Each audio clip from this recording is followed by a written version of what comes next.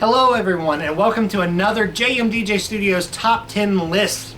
I am Joseph, the first J of Jmdjstudios, and today we're going to be going over our top 10 N64 games. Now I'm very excited for this list, if you can't tell already, because the N64 is my favorite console.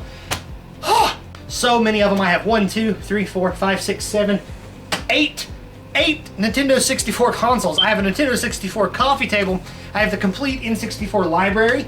I have, including a Japanese game, and both the gray and gold carts of Legend of Zelda, and I'm still collecting more crap for the system. I have Nintendo Power magazines from that era. I have player's guides. I have a boxed collection that is almost 100 games now. I am crazy. Somebody stop me now. It's just so good. It's so good. It's making me tear up. Just take it back down a level. Just take it back down. Oh no, I've got 7 cats. I'm gonna apologize in advance if I get very, very hyper, or if I start to like go on and on and on and on and about the same ones, like even if they're low, like number 10 on the list, because these games are my childhood essentially, and that is what it's just what it is. Give me a brief moment to collect my breath, get another drink of this monster, which is probably not helping the fact that I'm really hyper. It's so good. So anyways, the top 10 N64 list. So number 10 on our list is the Mario Party trilogy. Now the reason that we're doing 3 and 1 again on this list is because it's really hard to determine your favorite Mario Party game. And the reason for that is because it's such a unique experience, especially from the time period that the 64 first came out, that whichever one you played first typically tends to be your favorite. And Mario Party 3 came out late in the lifespan. It's really good, but it's oftenly overlooked because it is harder to find now than the other two. Number 2 is technically the superior game, but you know, like for me, I played the first one first, and I liked it quite a bit because it was the first one I played. I remember watching the advertisements on TV when I was a kid. Yeah, we're getting calls about a wild party over here. Know anything about it? I didn't think so. Which one of you jokers goes by the name Mario? It's me! Could you step outside, please? Welcome to Mario Party, where you and 3 friends battle it out all night long. With 6 adventure boards and 50 mini-games, this party's just getting going. Mario Party, only on Nintendo 64. Oh, I gotta get this game. The video I'm showing you guys is actually Mario Party 2, because that is widely considered to be the best one of the 3. That being said, Mario Party, the Mario Party trilogy. I cannot tell you how many Mario Parties that I have had, both old and new. Still to this day, I can put in any one of the 3 Mario Parties on the N64 and become very happy. I can relax, I can unwind, or sometimes the exact opposite of that when I start to lose.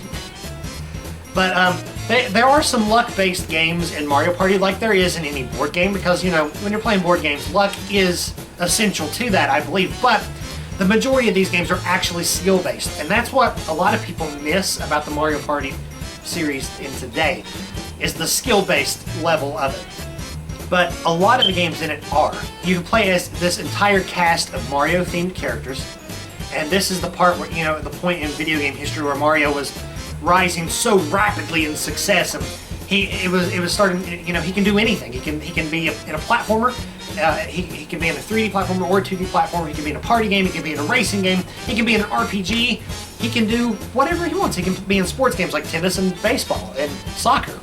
He can be in a fighting game like Smash Brothers. It really started to increase Mario's popularity overall. The Mario Party games, one of my favorite things about the 64 in general is the fact that you could play 4-player. It was a party game console at heart, so there were a lot of great 1-player experiences, but there were so many amazing, 2, 3, or 4-player experiences with this console. And it contributed a lot to the games we play today, like massive online multiplayer. Mario Party is so cool. It is a virtual board game that is just so fun, and you can literally lose hours into that game. And it made number 10 on our list. Number 9 on our list is Turok, Dinosaur Hunter. Turok got quite a few votes on here as well. Really, when you're talking about Turok, there's 4 games on the console. They're all pretty good, but the original Turok is the one that overall won this spot. Turok Dinosaur Hunter was this crazy game where you you're in this. It's so hard to explain this timeline to you guys unless you've played it before, but it's like it's in the future, but also in the past. You're fighting dinosaurs in prehistoric settings, but then you fight them in like settings like this. And it's not always dinosaurs. There's people involved too, and in some cases aliens. And you have all sorts of weapons ranging from a knife, like a hunting knife and a bow and arrow, to like laser blasters and stuff. So it's such an incredible experience.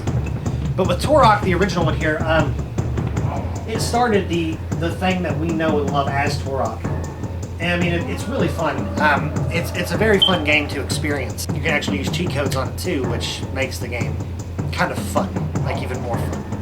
Besides the point, Turok has a certain level of difficulty, and of course it's mature for, it's not for younger people. Turok is a really fantastic experience. Like, it's so unique. I don't know another game that's quite like Turok.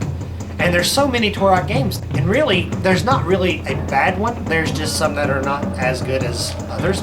But there's not really a bad Turok game, in my opinion. I love Turok a lot. Josh from our channel, he loves Turok a lot. It's a very unique game, as you can see with this boss fight that's on the screen now. It's quite unique. Graphically speaking, maybe it's not the best on the console, but of course, we're talking about polygons here, and polygons don't quite age so well. That being said, they just recently remade the first Turok, so definitely go pick it up. You can play some of the newer ones like Turok Evolution or Turok on, I think it came out on 360 and PS3. So Turok is incredible, and you go through all sorts of scenery, like in the jungle, in space, on different planets. So definitely go pick up Turok. Oh no, I've got 7 cats! Number 8 on our list is Conkers Bad Fur. It's another game by the incredible, amazing Rare. So it's a 3D platformer, but it's a very unique 3D platformer. It is basically, the story behind it, as I've heard it goes, Rare was developing a game called Conkers Twin Tales or something like that, and it was a kiddie 3D platformer, kind of like the likes of Banjo Kazooie and other games they've done before. And when they showcased the game, they got some criticism about that, saying that they don't really make any games other than that. So they turned Conkers Bad Fur Day into an ill-rated game with language and gore and perverted humor, which made the game actually a lot better, because Conkers Bad Fur Day is one of the earliest games I can think of where you're going to go through the game a lot and you're going to laugh the entire way through. There's even parody moments in this game where they make fun of movies. They make fun of Saving Private Ryan, The Matrix, Alien. Oh, that is one of the best parts in the game, is when they make fun of Alien. And it's so funny. It's so unique. It's a game that is not like any other that I've played, believe it or not. And Conkers Bad Fur Day is definitely worth revisiting. I mean, what other game can you say that you fought a giant piece of poop that sung opera to you whilst you tried to flush him down the toilet? Can you think of another game that does that? I don't think so. Conkers Bad Fur Day is definitely, it's rare. It's rare deliciousness. Like, you have to digest this game, and you have to do it like a fancy person at a restaurant. Like, you take your napkin and you put it on your lap, then you take another napkin and you tuck it down your shirt, then you take another napkin and you put it in your ear and you pull it out through the other one, then you put another napkin on your head, and then you're just like, you take up your little fork and then your slightly bigger fork, and you just have to eat it very slowly. Like, it's like, that was quite delicious. That was Conkers Bad Fur Day. I think I'll have another bite. The second bite was a little different than that one. The consistency here is all over the place. But it's in a good way. Conkers Bad Fur Day is hilarious. And the dialogue in this game is hilarious. And the voice acting in this game is really good. I would definitely recommend picking up Conkers Bad Fur Day on the N64. And if you don't have an N64 but you have an Xbox One, pick up Rare Replay, because that game is on it, as will several of these other games. Let's move on, shall we? Number 7. We have Pokemon Stadium 1 and 2. The reason 1 and 2, we got pretty mixed votes for 1 and 2. I would have had to take up 2 slots if I would have put both of them on the list. So what I did was I combined them. The one I'm showing you is Pokemon Stadium 1. But 1 or 2, either one. They're both great. They're very similar. They're really good games. Let's time travel back to the 90s. Pokemon came out. It was a smash hit everywhere. Everybody loved it. It had the cards, the games, the anime, the everything. Everybody was like, Pokemon, Pokemon, Pokemon. You saw it everywhere. Pokemon Stadium was no exception to this rule. Pokemon Stadium was the home console version of Pokemon, essentially. You could select whatever Pokemon you want from the original roster of 151 Pokemon. Of course, you had to unlock Mewtwo, but you could, and I think Mew, you had to do something special to get him, but you could pick almost all 151 Pokemon right out of the gate and just battle people. And they had so much content packed into this, including, if you got the Game Boy player with it, you could play your Game Boy game on there, and you could take your Pokemon with their original levels and their moveset out of the Game Boy games and put them into the 64 and battle other Pokemon in 3D space. It was quite incredible, and something that you wouldn't see in a main series Pokemon game until the 3DS. So, and I think X and Y is the one that did that. Pokemon Stadium was an awesome party game to get your friends to come over if y'all like Pokemon and just sit down and battle each other. There's so much content packed into it, from mini games to fighting Pokemon to training Pokemon to fighting gym leaders from the games or the show. It's incredible. The music was there. It was spot on because it was all from Pokemon, and Pokemon's got an amazing soundtrack. The movesets from the gate, just out of the gate. Some Pokemon had really good ones, other ones not as much, but it was overall it was a really good game, and I would definitely recommend picking up Pokemon Stadium on the N64. Okay, so number 6 on our list is James Bond Goldeneye, another game by Rare, and I'd like to just give a shout out to AOM Games 64 for doing this awesome video in a series they called the Peach Cup. This was round 2, I believe, where they play GoldenEye 007 to compete for points to see who gets to keep the Peach Cup between Drew and Michael. So, GoldenEye was one of the greatest first-person shooters other than games like Doom.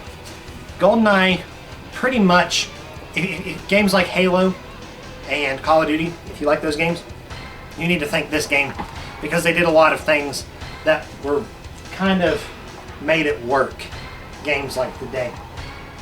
Especially the multiplayer, which was awesome. Graphically speaking, it wasn't the best in the system, once again, but GoldenEye had an amazing soundtrack and a great story mode and an even better multiplayer mode. GoldenEye is one of those really good games that you can still pick up today and play with a group of friends, have a lot of fun, and it's just an incredible game. I spent a lot of time playing GoldenEye when I was younger, especially with my brother when we would rent the game out, and even more recently with people like Mary Lou and David. I love playing GoldenEye. Every time I load up this game, I've played through the story a few times before, but every time I load up the game, it seems like I want to go straight to the multiplayer. And that's very rare for me because I usually don't do that. I usually want to go straight for the single player experience on almost any game. And GoldenEye is one of those games that continues to bring me back to the multiplayer goodness. Michael and Drew are playing split screen here, 2-player, but you can play up to 4 players. Crazy awesomeness. My particular favorite is Man with the Golden Gun. That one is incredible. Really, really good. And if you haven't ever played GoldenEye, I would definitely recommend picking it up. Not so much the Activision. I think Activision did it. That they remade it on some consoles. I wouldn't recommend that one as much as the original. The original one is definitely where it's greatest. And it's a game by Rare. Rare is unstoppable. Can they be stopped? Will they have more on this list? We'll find out soon enough. Number 5 on our list. We're now on the top 5. What other game could it be than Mario Kart 64? Mario Kart 64 is awesome. Mario Kart 64 is one of the best versions of Mario Kart to date. Took the game from the Super Nintendo and remade it in 3D. It gave you an incredibly new scheme of, a new dimension for starters, but a new scheme of characters, a new scheme of modes, we went from a two-player game to a four-player game. It was incredible. It was mind-blowing how far the series jumped from the first game to the second game. Mario Kart, as you know, or as you should know, maybe you don't, maybe you do, Mario Kart is a really awesome multiplayer experience. Whether you're playing a newer version online or you're still playing with friends on the couch. Mario Kart has always been that experience where you can go, it can build friendships, and it can ruin them in the same day. And that is a really good experience for Mario Kart for me. I love it. I'm very competitive when it comes to Mario Kart for some reason. It's just, most games I'm not that bad at, but Mario Kart, it's like, I'm really competitive when it comes to that. And I think that speaks something special about the game. Almost everyone I know, when they lose in Mario Kart, they get mad. They don't want to rage quit though. They want to like hit me in the face with the controller and then beat me the next race. And then I lose and I get mad and I want to hit them in the face with the controller and try to beat them in the next race. So it's this game that kind of never really ends, and you never really want to put it down when you're playing it, unless maybe you're playing it by yourself, and then at some point you might be like, yeah, I'm going to put this down now. The music in it is also really, really good. And it's a great party game, so I would definitely recommend picking up Mario Kart 64, which made number 5 on our list of 10, is number 4 on our list. A shout out to the Game Grumps, because they're awesome, once again. Mario 64 is really amazing, and the reason for that is because it set the standard of what a 3D game should be. Back in the 90s, when 64 came out, whatever 3D games came before it, it showed it up completely. It set the bar to a level that has not yet been surpassed. People are still looking to Mario 64 for the formula of what a 3D game should be. The Mario genre and the 3D platform in general has evolved from then. Of course, things have been added to it and it's been improved on, but Mario 64 is still that standard where it has to be this. It has to be this level, or it's not a 3D platformer. You can look up games like Bubsy 3D and see what I'm talking about. But Mario 64 was this really awesome game because up to this point we've only had 2D Mario adventures, and it put Mario in a 3D platformer for the first time. And that's very risky business, especially when you look at when you look at other 3D platformers that came out, and then you compare it to this game. Mario 64 went above and beyond and transformed the way we looked at video gaming. It was the perfect, like if I was going to talk to people about the transition period from gaming when they went from 2D to 3D, this is the game I would show them, and I would compare it to other games. But this is the first one that comes to mind every time. Other than the game being revolutionary, the soundtrack in this game was spot on, and they had the voice actor for the first time, Charles, come in to do the voice of Mario, and he was fantastic. As soon as you see Mario pop out of the pipe, he goes, woohoo! And, it's like you get to hear his voice in this game. There's even something you can do in the game where you let Mario fall asleep by standing still, and he starts dreaming, and he's like, pepperoni, ravioli. And it's really cool to hear his voice and, to know what it sounds like. You get to hear Princess Peach's voice for the first time in this game, too, and it's really good. Bowser looks really weird. I'm just going to throw that out there. He looks kind of strange, but that's okay because Bowser kind of looks strange in some of the old ones too.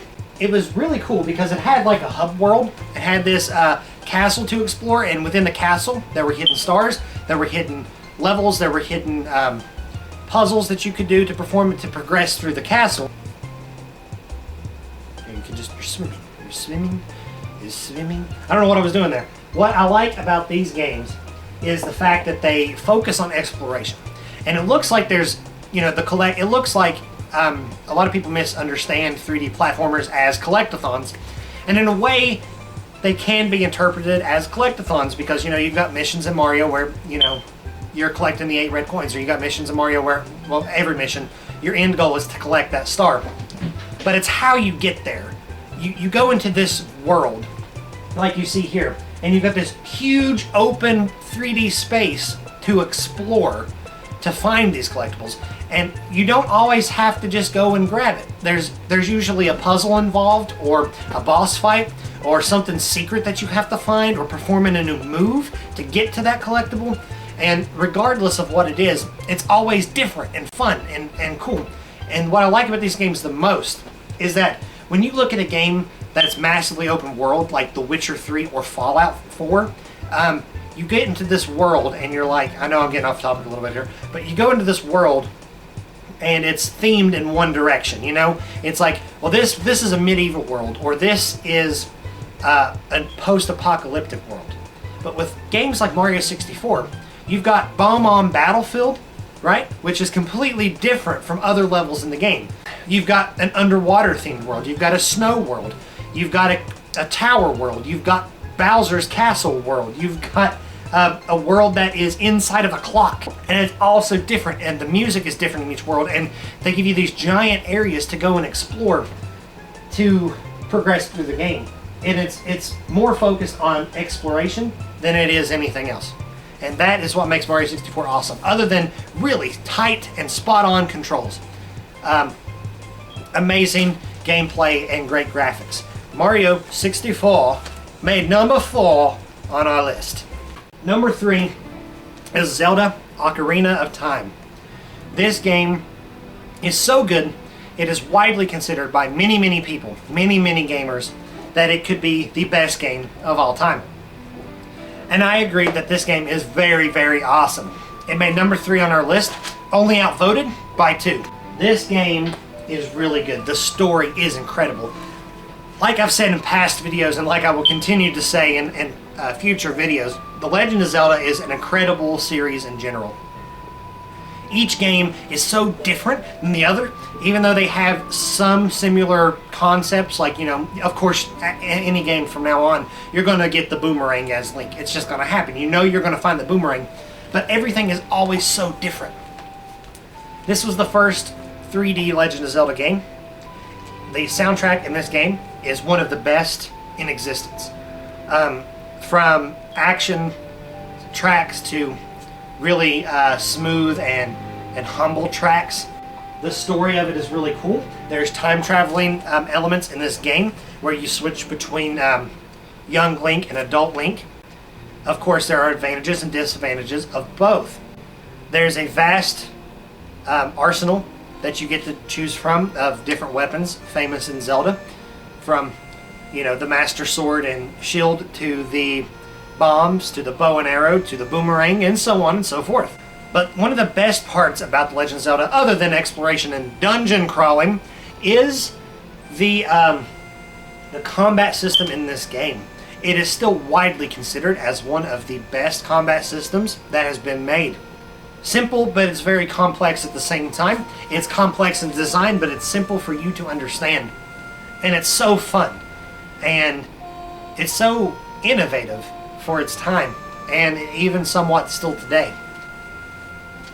The only thing I can say bad about the game is probably the fact that Navi follows you around and continues to say, hey, listen. But other than that, you know, The Legend of Zelda Ocarina of Time is really good, and Majora's Mask is really good too, which is also in the same system, but it's a darker version. Legend of Zelda Ocarina of Time, one of the best Legend of Zelda games of all time, and it would definitely, if I had to rank the Zelda games, it would be on my top 5. It'd probably be 3 or 2. I'd have to really think about that, but it would definitely be on the top 5. I love Legend of Zelda Ocarina of Time, and it's definitely worth picking up on the N64. Or the remade version on the 3DS. Number 2 on our list is Paper Mario. Paper Mario, for those who don't know, is actually, well, technically, a sequel to Super Mario RPG. At least that's what it started out to be. Early teases of the game were actually called Super Mario RPG 2. And for whatever reasons, Paper Mario became Paper Mario. I do know that it had something to do with the concept art, and someone drew like a flat, paper-thin version of Mario, and they really liked the idea. But this game is a really awesome game here. It's an RPG, and it is the best RPG on the N64, which, by the way, the N64 doesn't have many RPGs. If you're looking for an RPG to play on the 64, and you don't have Paper Mario, this is the one to go. It's also available on the Wii Virtual Console. Paper Mario, the first one. It's my favorite version of Paper Mario. Bowser is the bad guy, and the entire game, it starts out actually, which is really cool. This isn't really a spoiler or anything. It actually starts out in Peach's castle. It's a normal day. Bowser takes over. You're Mario. You're about to fight him, but he stole the Star Rod, which makes him invincible. And you're thinking to yourself, you're like, what? He's invincible. If he's invincible, how am I going to hurt him? And that's how the story kind of plays out. He allows you to try to attack him, and then he takes all your HP. Then he throws you out the castle window, and you plummet back to the earth. Well, plummet as fast as paper can plummet. But anyways, when you wake up, you're in a small Goomba village, and your adventure is ready to start. And you go from there, and you get to have a team of multiple party members and a lot of really awesome moves. Paper Mario is a really good RPG. It was really inventive for its time. It was one of the best games on the Nintendo 64. And it's easily one of the most replayable games on the 64. RPG-wise, it's so fun to go through this RPG. The graphics on it have held up very well, I think, because of the fact that it's stylized. It's paper. Everything's paper or paper craft or cardboard or whatever. So it actually looks really cool. So that's one of my favorite things about it. Is that, and Paper Mario's personality in general. It's really cool. So number 2 on our list was Paper Mario. Number 1 on our list, as you guessed it, was Conkers Bad Fur Day. Conkers Bad Fur Day definitely deserved to be the number 1 spot. What? Oh, Conkers Bad Fur Day was number 8? Oh. Oh! Gotcha! Okay, so number 1 on our list is Banjo Kazooie. For us here at Jmdjstudios, it was the obvious answer. It was the obvious choice. There was no other way around it. Banjo Kazooie, on our list, out of everybody that voted from our channel, received 35 points. And it received the number 1 slot by 5 of us. And by a 6th member, it was on their top 5 list. It looks like everybody that voted for the N64 had Banjo Kazooie on their top 10 list. That speaks a lot about this game. Now, one of the reasons that I personally love Banjo Kazooie, it was the first game that I ever played, and it was the game that got me into video gaming. Now, arguably speaking, any video game could have taken the spot of Banjo Kazooie for me and got me into video games, but as soon as I saw of this game, it wouldn't have changed the way that I feel about it. There's so much to Banjo Kazooie. I had went over to Michael's and Drew's house. They had the game, and I heard the music coming from down the hall. And that's what made me decide to go and check it out. And Michael was playing Banjo Kazooie, and it blew my mind. It was the first time I ever experienced a video game. And it looked like a Saturday morning cartoon, but you could control it and walk around in there, and it was so cool. And the music was so awesome. He was in Mumbo's Mountain at the time. I remember being so captivated by this game, and I wanted more. And fast forward, when I finally got the game for myself, it was always an adventure for me because the difficulty level it's not steep, but it gradually increases. So the game I kind of grew with the game. So, when I was really little and I first started playing it, eventually I got to the point where, I could collect everything in Mumbo's Mountain. I could do all the puzzles, I could solve everything, and I could do it. And I would unlock the new world, and I'd be like, wow, I just unlocked, Treasure Trove Cove. And as I got older, the older I got and the more experience I got with video gaming, I made my way through this game. I never quit playing it. Eventually, Banjo Tooie came out. I still hadn't beat Banjo Kazooie at this point. And I was really focused on Banjo Tooie, and I wanted to beat it so bad. When I finally beat the game, I was like, that was awesome. And I was like, but you know what? I never beat Banjo Kazooie. So I went back, I beat Banjo Kazooie. I wanted to master the game. I started learning where everything was. Every collectible, every puzzle piece, everything. And eventually, I'm now working on actually speedrunning the game. I love this game so much. We all have very fond memories of this game from our childhoods, whether we grew up with it or it was one of our first games, or if it was a game that was really special to us. Like, it wasn't one of my brother's first games, but when I showed it to him when he got old enough to play them, he fell in love with it too. Or whether it was for someone like Josh or Andrew when I showed them the game years later, and they fell in love with the game too. Everything about it is awesome. The music is fantastic. It's by Grant Kirkhope. The platforming is spot on. The controls are great. The duo between a bear and a bird, Banjo Kazooie, it's phenomenal. The move set that they have is so cool. The exploration level, every level is themed. I mean, you've got Treasure Trove Cove, which is like on the seashore. It's like you're on this uncharted desert island with a lighthouse on the top. It's really cool.